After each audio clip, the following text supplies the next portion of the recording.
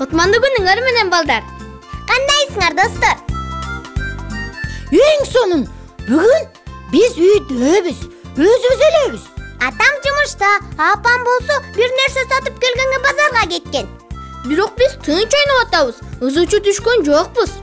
Сүрөттүү китептерди көрүп атабыз. Аябай кызык экен. Мынакей кичинекей кыз менен дөө жөнүндө жомок. Каалайсыңарбы, биз силерге айтып берели. Анда конт коюп уккыла. Бар экен, жок экен, бир кичинекей кыз жашаптыр. Аябай сулуу экен. Анан аны бир жолу каардуудөө көрүп калат да, кызды уурдап кетем дейт. А кыз болсо үйүндө жалгыз калып, өзү менен өзү ойноп, ырдап олтурат. Анан капысынан жер титиреп, үй чайкала түшөт. Кыз коркуп кетип терезеден башын чыгарып караса, Келейген дөө келе атыптыр. Басканынан жер титиреп. Ай, аябай коркунучтуу экен.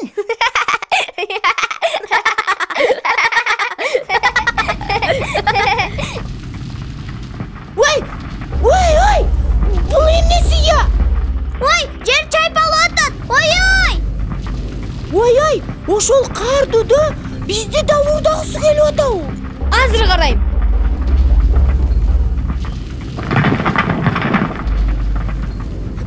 Ой! Кеттик бияктан сарайга. Ой, эшик бекилип калды. Ишибиз бүттү. Эми эмне кылабыз? Жашынгыла тезирээк. Мен шкафка жашынам. Ой!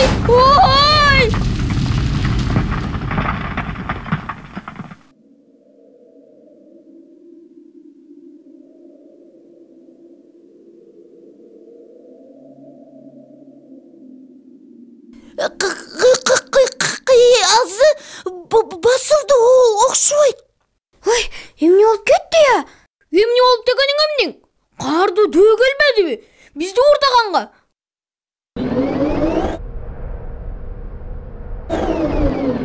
Анда эмне басылып калды? Кеттиби? Билбейм. Кокусунан кете элек болсочу. Карап көрүш керек. Азыр Бир укабайла.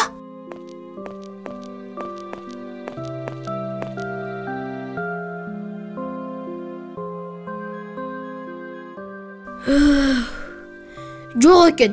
Кеткен окшойт. Кайра келип калсачы? Башка жерге жашыныш керек. Чын эле, сонун акыл. Жүрүк эле кеттик.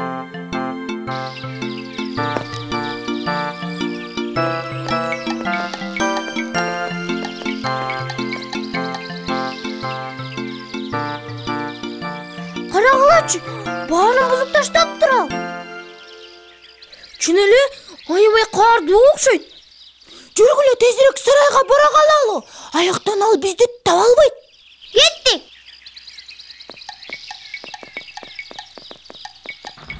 Ой, кайра башталды. Жер чайпалып атат. Тобокей. А бирок дөө канакей.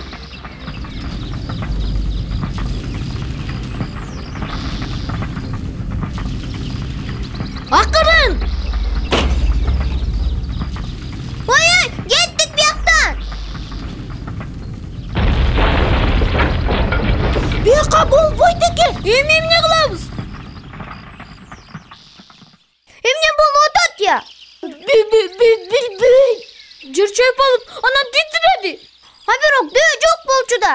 Анда бул эмне я? Мен коркуп атам. Акылай, балдарым. Апаке! Атаке! Актан! Кудайга шүгүр, аман эсен экенсиңер. Биз силерди ойлоп, аябай сарсанаа болбодукпу? Мен аябай корктум. Мен дагы. Мен ушундай бир корктум. Эми сарсанаа болбогула. Биз жаныңардабыз. Баары жакшы болот. Чын эле? Ооба да, чын эле. А бирок азыр бияктан кетип калышыбыз керек. Бул жер кооптуу болушу мүмкүн. Жүргүлө тезирээк.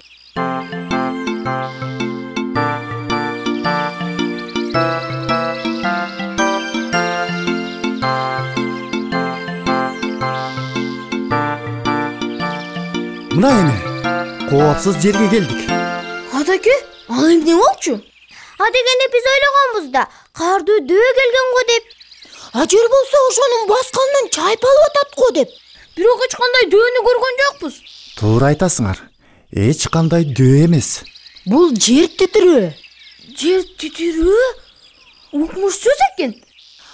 Жер титирөө деген эмне? Кээде жер өзүнөн өзү эле титирей берет. Көбүнчө жер акырын титирегендиктен силер аны сезбейсиңер. Бирок кээде катуу титирейт. Азыркыдай. Ошондо жер титирөө аябай коркунучтуу болуп, көп нерсени кыйратышы мүмкүн. Жер титирөө бүтүн дүйнө жүзүндө бат-баттан болуп турат. Эгер биз жер титирөө учурунда өзүбүздү туура алып жүрө алсак, анан коопсуздугубузду камсыз кыла алсак, анда жер титирөө анча коркунучтуу эмес. Мына кызык. Чын эле? Үйдүн ичинде баары кулап, люстра да сынды. Аябай коркунучтуу болду. Коркпош керек. Жер титирөөдөн сактануунун эрежесин туура пайдаланыш керек. Биз силерге айтпаганыбызга өкүнүп атабыз. Кандай анан? Эмне кылыш керек? Эгер силер үйдө болсоңор, жер титирөө башталар замат эле алдына олтура калганга, ылайыктуу жерге жашына калыш керек да, өтүп кеткенче күтүп туруш керек. Мисалы, бышык столдун алдында же бышык креслонун, дивандын, анан кроваттын жанына олтура калыш керек. Мен түшүндүм. Сени бир нерсе басып калбаш үчүн же тийип кетпеш үчүн турбайбы? Туп-туура. Ошентсеңер, кулаган буюмдардан сактанасыңар. Андан көрө эшикке чуркап чыга калсачы? Эшикке бир кабаттуу үйдө жашагандар гана чуркап чыга калса болот. Эгерде короосу кенен болсо. Болбосо эшик да коркунучтуу болушу мүмкүн. Зым карагайлар кулап, имараттардын бөлүктөрү кулашы мүмкүн. Ой! Көп кабаттуу үйлөрдө жашагандар жер титирөө учурунда эч качан тепкич менен сыртты көздөй чуркап, лифтке түшүп, балконго чыгып, же болбосо терезеден секирбеш керек. Эмне үчүн? Анткени, эгер жер титирөө аябай катуу болсо, анда тепкичтер менен лифттер түшүп кетиши мүмкүн. Ай! Эң башкысы, эч качан коркпош керек.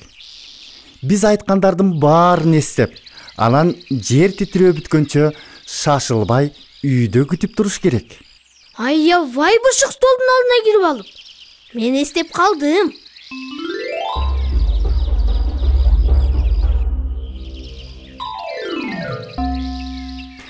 Азаматсың. Олтура калып, башыңарды, мойнуңарды, колуңар менен жабышыңар керек. Анан терезеден алысыраак туруш керек. Айнеги сынып кетиши мүмкүн. Туура. Анан дагы шкафтардан алыс туруш керек. Туура. Болбосо алар сага жыгылып түшүшү мүмкүн.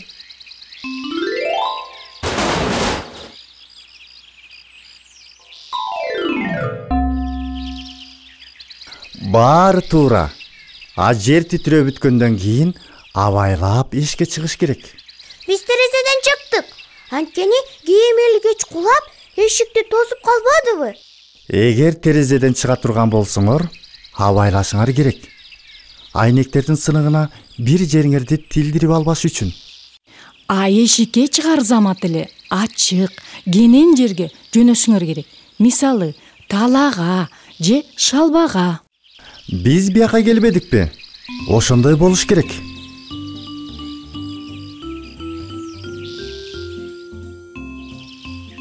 Кана, баарын эстеп алдыңарбы? Ооба, эми баары бизге түшүнүктүү. Биз эми билебиз. Жер титирөө кайталанса, эмне кылышты? Азыр болсо үйгө кетчү маал болду. Жыйнаш керек барып. Биз да жардамдашабыз. Чын эле, жүргүлө тезирээк. менин сарайымда да баары куласа керек.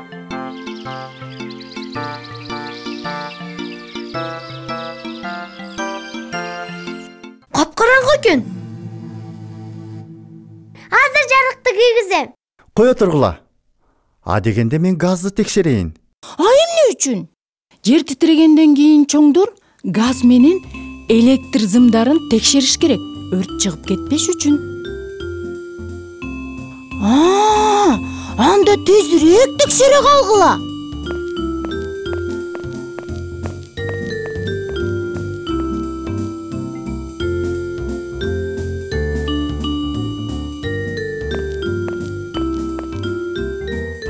Эми баары жайында. Жарыкты күйгүзө берсе болот.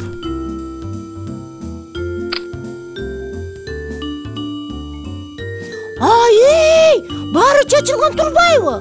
Эч нерсе эмес. Азыр баарлап иреттей салабыз. Мен китептерди жыйнайм. А мен оюнчуктарды иреттейм. А мен силерге сынган люстраны жыйнаганга жардамдашам.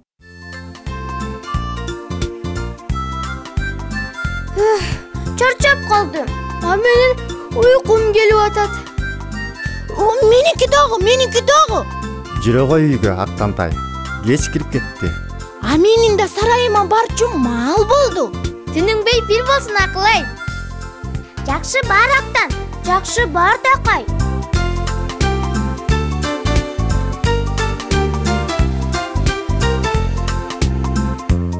Мынакей, уктай эме тынч. Дагы жер титирөө болсочу? Мен жаныңдамын да, коркпо.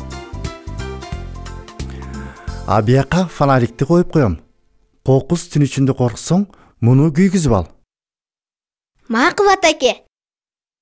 Түнүң бейпил болсун, Актантай. Түнүңбөй бир болсун атаке.